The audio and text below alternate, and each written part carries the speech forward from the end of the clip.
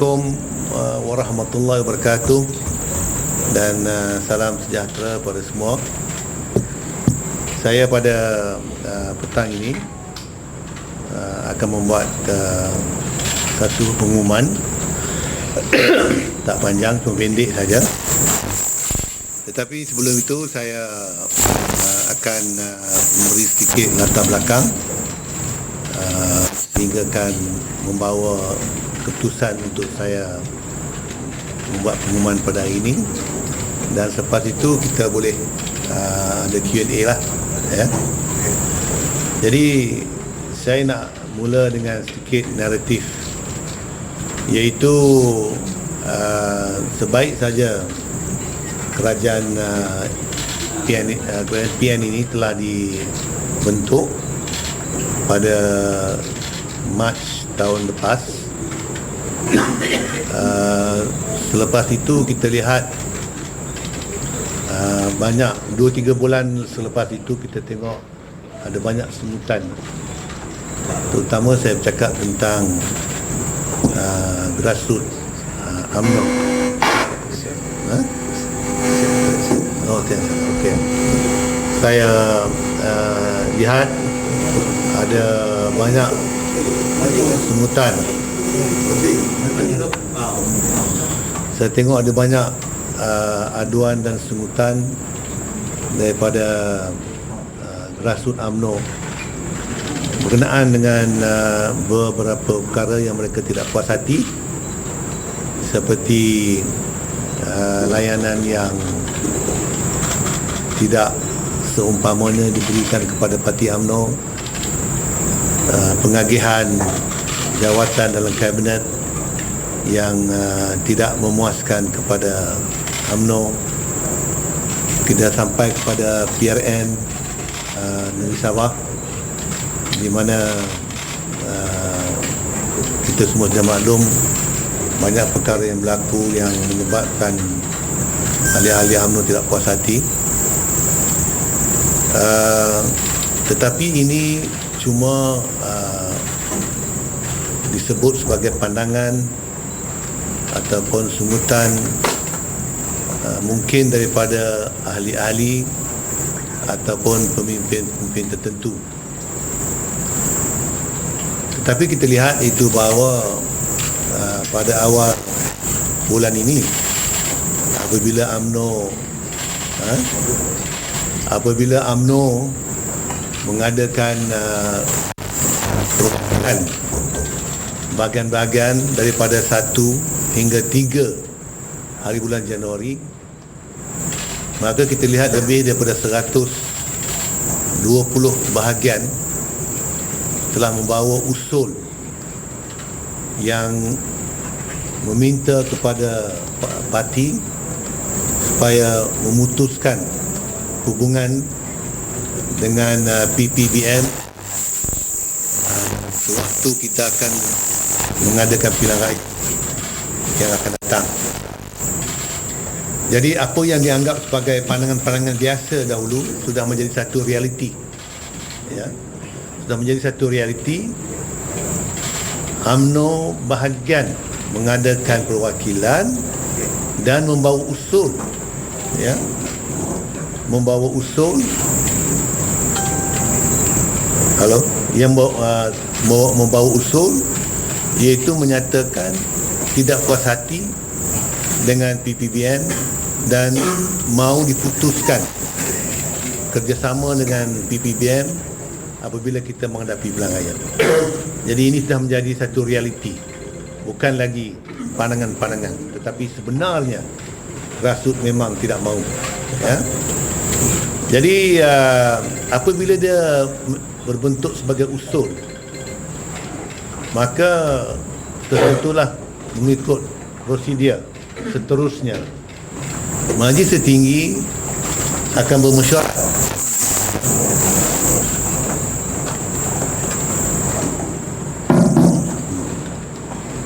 Majlis Tertinggi akan bermesyuarat, ya, akan bermesyuarat dan akan mengambil keputusan di atas usul-usul yang telah dibawa oleh bahagian. Ini juga telah dilakukan, iaitu Majlis Tinggi telah pun bermesyuarat dan telah pun menerima usul-usul yang dibawa oleh bahagian-bahagian. Cuma formalisasi untuk usul ini menjadi sebahagian daripada pendirian parti, maka dia dijadikan sebagai usul dan dibawa kepada Perhimpunan Agung UMNO pada akhir bulan ini. Ya, itu cuma formalize saja, to formalize. Tetapi Majlis Tinggi telah pun menerima usul ini. Jadi kepada saya, yang saya faham, iaitu usul yang tidak mahu bekerjasama dengan PPBM telah pun menjadi pendirian parti. Ya, menjadi pendirian parti. PAU cuma to formalize saja, ya. Sebab tidak mungkin, iaitu apabila mari PAU nanti perwakilan menolak apa yang telah diusulkan oleh bahagian-bahagian. Jadi saya nak menekankan di sini, iaitu bahawa usul tidak mahu bekerjasama dengan PBM sudah pun menjadi pendirian parti, diterima oleh mesyuarat Majlis Tinggi. Tapi saya dapat tahu dan telah pun menjadi realiti pada hari ini bahawa kemungkinan besar Perhimpunan Agung UMNO ini tidak dapat diadakan pada 31 akhir bulan Januari ini. Sebab itulah saya mengambil keputusan untuk membuat satu pengumuman pada hari ini. Ya, pengumuman itu sebenarnya diberi mandat pertama sekali oleh bahagian saya, iaitu bahagian Padang Rengas, yang turut sama membawa usul untuk menghentikan kerjasama dengan PPBM apabila datang pilihan raya nanti. Tapi yang lebih dari itu, mandat ini adalah merupakan pendirian parti, hanya belum diformalize menerusi Perhimpunan Agung UMNO.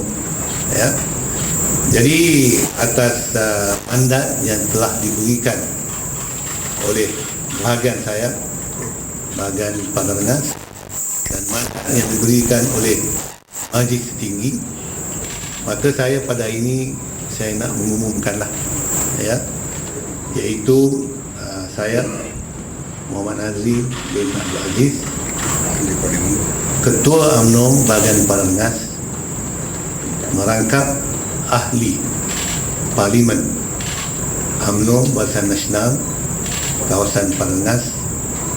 Dengan ini dan dengan rasminya, saya menarik sokongan yang diberikan kepada Tan Sri Muhyiddin untuk membentuk kerajaan yang sedia ada.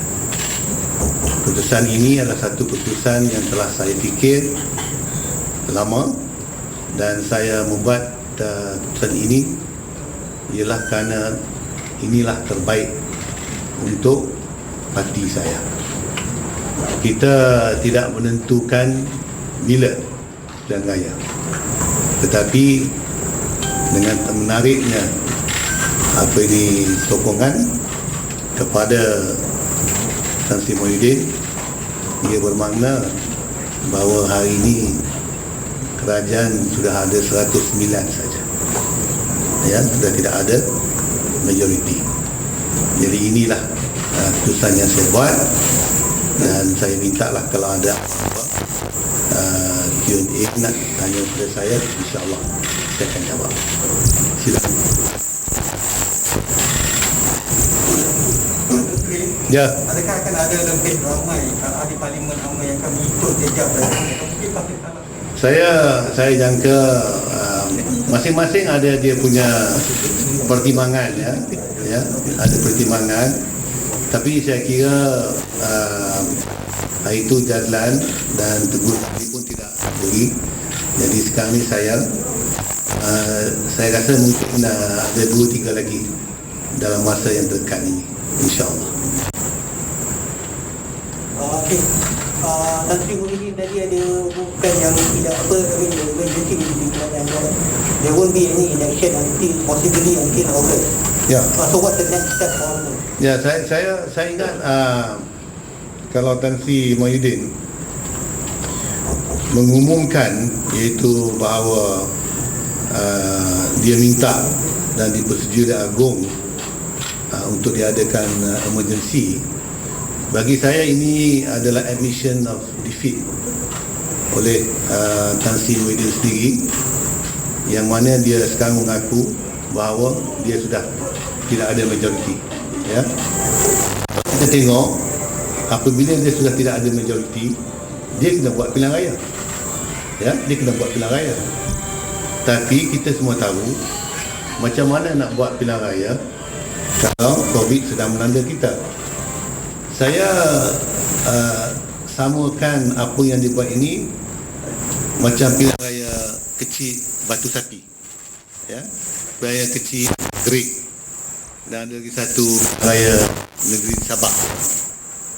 Tujuan diminta emergency ialah kerana tidak boleh buat pilihan raya kecil ini, ya, tidak boleh buat pilihan kecil, maka minta emergency. Sama lah yang sekarang ni, apabila dia hilang majoriti, dia kena buat pilihan raya di seluruh negara. Ya. Jadi apabila dia memohon untuk emergency, bermakna dia telah membuat pengakuan bahawa dia sudah kalah dan dia juga sudah tidak ada majoriti. So pada saya it is logical for him to apply for emergency. And of course, sebaik saja dengan adanya emergency ini, maknanya sebaik saja kita dapat kawal COVID ini, mesti dia adakan pilihan raya. So actually to me it is the logical action to be taken by Muhyiddin, because it is an the majority. Ya. Menteri yang menjaga hal kawal undang-undang di Parlimen, mungkin Menteri boleh elaborate sedikit tindakan ini, sebab kita nak memahami dari segi Parlimen bagi contoh tidak ada parliament sitting dan sebagainya. Kalau emergency tak ada langsung. Tak ada. Jadi For 6 months. Ya. Bagaimana dengan adakah UMNO mungkin akan, sebab kita difahamkan boleh dicabar tindakan darurat ini sebab ada kes-kes mahkamah sebelum ini. Adakah mungkin UMNO mungkin ada cadangan darurat? Kita belum sampai ke situ lagi lah. Ya. We are not there yet. But probably they may be some other MPs from other parties. They are thinking of challenging, but we don't know. Ini baru hari ini kita tahu ada emergency. Ya. Semalam difahamkan Tan Sri Muhyiddin berjumpa Agong banyak 2 kali untuk mendapatkan restu PKP, dan petang tu dia mendapatkan untuk membuat darurat. Jadi adakah maklumat itu bocor dan dia panik dan sampai dia terpaksa jumpa Agong sebanyak 2 kali? Sebab dia bagi rakyat dah ada PKP dan sekarang ni darurat tu akan overrule PKP. Itu yang saya sebut. Mungkin dia minta PKP pada ketika itu mungkin belum lagi tahu bahawa saya nak buat hari ini. Tapi bila dah tahu saya nak buat pada hari ini, nak withdraw support, but as I've said lah, it's the logical thing to do, to ask for emergency lah. Kalau tidak, dia kena buat pilihan raya. Ya. So itulah yang saya fikir mengapa dalam PKP tidak minta emergency. Okay. Lagi? Macam mana kedudukan menteri-menteri dalam kabinet bila darurat? Saya difahamkan itu bahawa kalau emergency ini dah tak ada kabinet, sebenarnya kefahaman saya, mungkin saya silap. Tapi yang saya tengok dalam Tuanku punya titah press release pun beritahu itu bahawa Tuanku minta pertamanya sebaik saja kalau COVID ini dapat dikawal, maka emergency akan habis. Dan keduanya disuruh Tuanku Mau dilantik jawatan kuasa komiti, emergency committee yang terdiri daripada mereka yang akan menguruskan negara pada waktu emergency. Siapa mereka saya tidak tahu lah, ya. Itu akan terpulang pada Agong ya. Sedang disebut di luar darurat yang dibuat ni bukan darurat kesihatan tapi darurat politik oleh dari Ya, saya fikir kalau nak mengelak daripada pilihan raya, ya, kalau nak mengelak daripada pilihan raya, bolehlah dikatakan ini darurat politik. Kerana kalau darurat COVID, kita dah ada PKP, kita boleh, apa salahnya dan dibuat pada lepas. Jadi maknanya boleh dibaca ini adalah daripada ayah. Tapi saya nak beritahu saya tidak minta pilihan raya betul.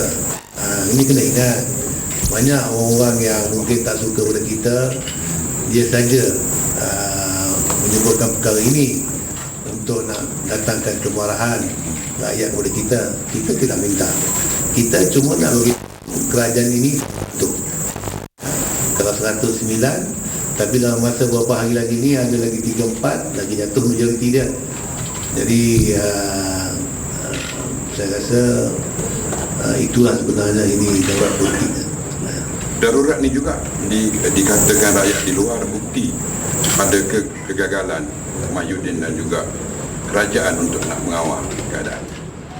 Ya, rakyat berhak untuk membuat kesimpulan mereka. Tapi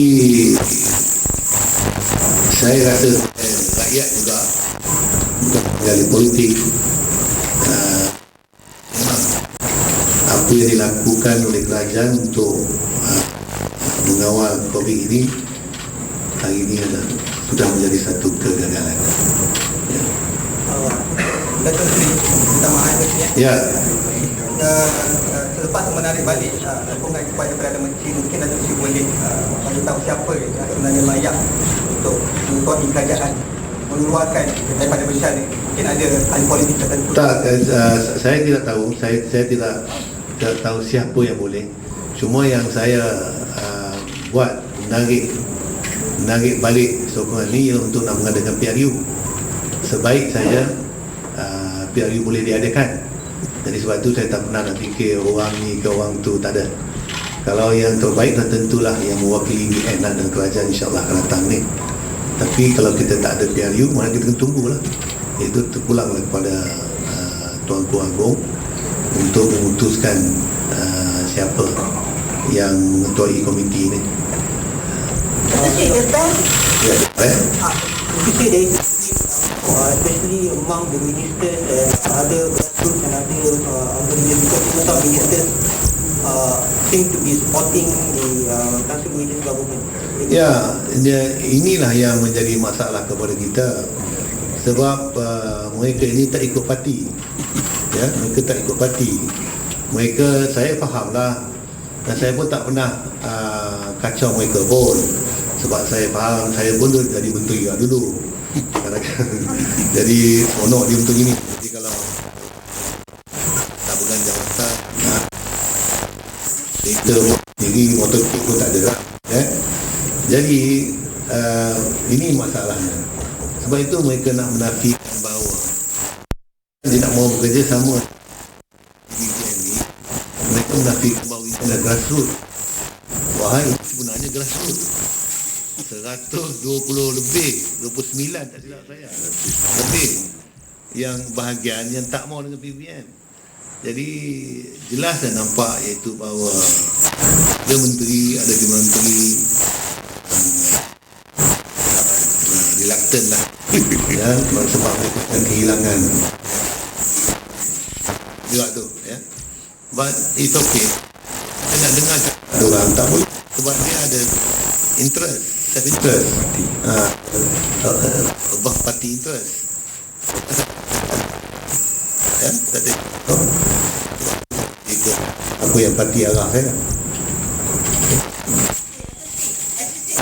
Dato' Sri tidak tidak mintalah PRU untuk diadakan serta-merta, tetapi do you think that when is the best time to have the PRU, since Dato' Ahmad Maslan dan Dato' Tajuddin sendiri pun ada cakap yang kita akan dapat vaksin by end of next month, or maybe you think maybe after 1 month after the vaccine arrives, ke how do you what? Saya tak tahu lah. I won't know. Well, we leave it to government. Yeah, you know, I can wait 6 months, no problem. Tidak lari gunung ni hilang kabut nampak lagi. You can run and run and run, but cannot run all the time. I will wait for you. Lagi satu, masyarakat biasa berpendapat jika BN tidak bekerjasama dengan Bersatu, BN tidak akan mempunyai sokongan yang padu, sebab dia nampak kepimpinan Tan Sri Muhyiddin dan dia punya barisan dia tu macam beri all those bantuan-bantuan yang berjaya membotik rakyat dan orang kecil. So how BN nak dapatkan keyakinan orang bawah? Saya boleh bagi jaminan PRU BN akan bodik rakyat kau-kau.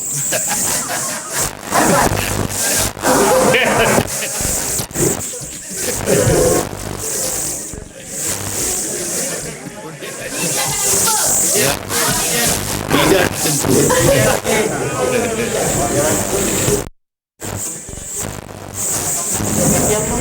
Saya cakap tentang UMNO, saya tidak mewakili. Dia bagi sokongan kepada saya. Belum tentu, belum tahu. That one you have to be fair. He will call when the time comes. He call. Yang Muhammad, selaku bekas Menteri Undang, selaku bekas Menteri Undang, saya nak tanya, keadaan sekarang ni ada tidak menghadapi krisis perlembagaan kerana kerajaan ini berada dalam keadaan tidak cukup majoriti. Wahai perlembagaan menyatakan kerajaan itu pada Tuan Ku Agong mestilah mempunyai sokongan majoriti. Jadi bagaimana itu pandangan? Saya merasai ada sedikit krisis perlembagaan, tapi kita tunggu dan lihatlah. The next course of action ni kita tak tahu apa lagi. Mungkin ada ahli-ahli parlimen yang akan challenge, ya, kita tak tahu lagi. Tapi biarlah perkara ini berjalan dulu dan kita tengok apa yang akan berlaku kemudian. Ya, Melissa.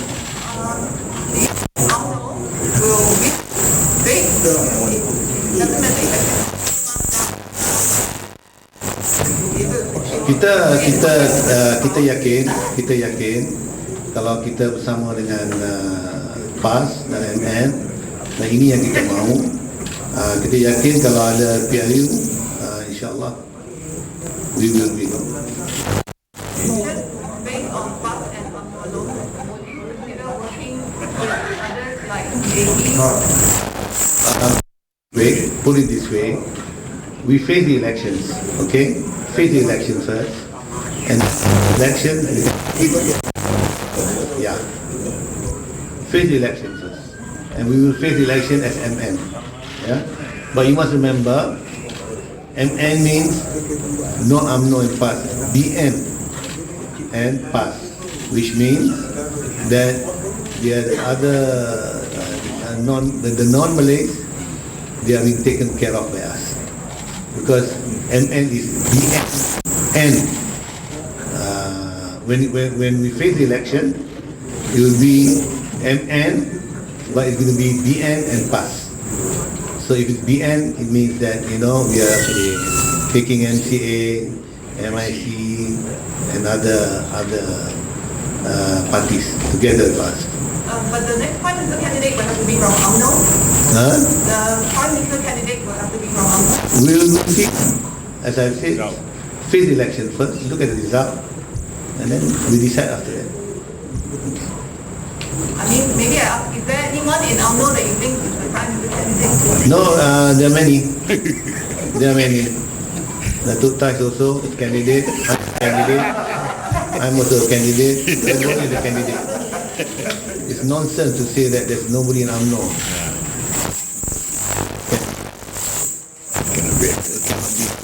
Candidate. Yeah?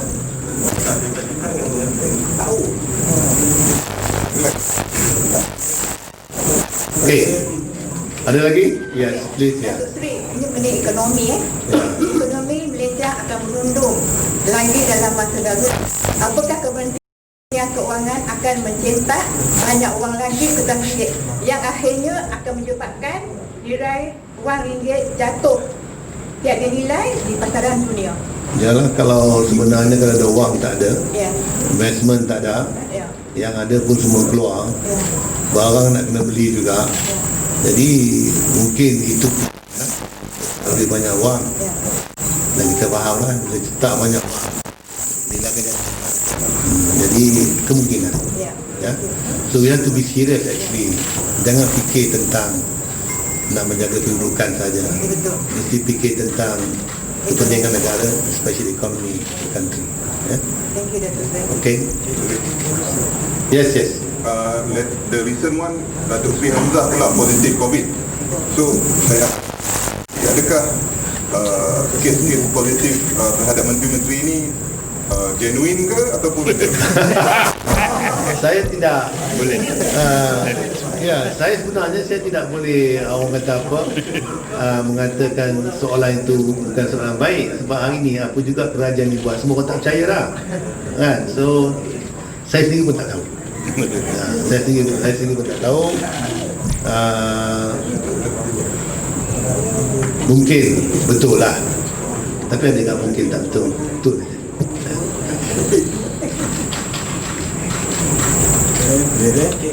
Okay, terima kasih. Thank you.